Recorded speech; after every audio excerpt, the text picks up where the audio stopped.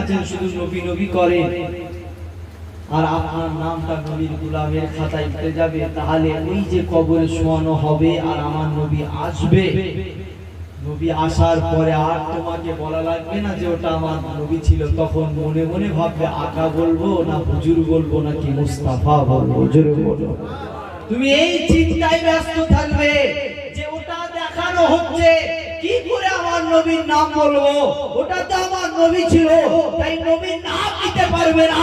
মনে মনে চিন্তা করবে কি বলবো, আকা বলবো নাকি নবী বলবো, কি বলবো আকা বলবো নাকি রাসূল বলবো, চিন্তা করবে।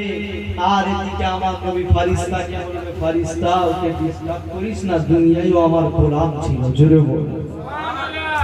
জন্য কে আপনার পাশে আছে চাই না আছে, কে আপনাকে ভালোবাসুক চাই না বাসুক, সাহাবা হুজুরকে স্কুলে চড়াচ্ছে তখনও বলছে নবী ছাড়বো না, জোরে বলো।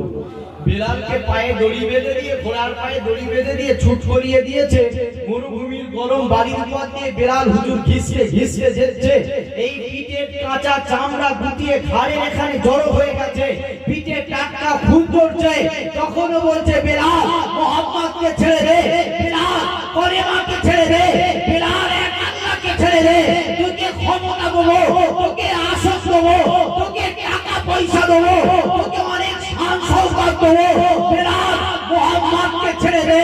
বেলালের শরীর থেকে তখনও টাটকা খুন ঝরছে, বেলাল হুজুর বলছে জান দিয়ে দেবো, মুহাম্মদ রাসূল ছাড়বো না, জোরে বলো।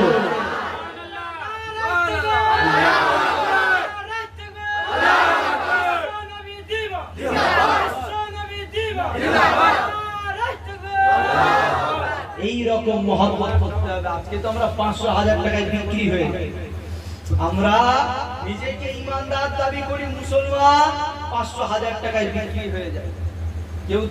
কেউ কি আবার বলছে নবী নাকি এক হাতে অস্ত্র আর এক হাতে ইসলাম প্রচার করেছে বলছে, অথচ হযরতে বেলাল হুজুরকে জিজ্ঞাসা করো, বেলাল হুজুর একজনের বাড়ি কৃতদাস গোলাম চাকর হয়েছে।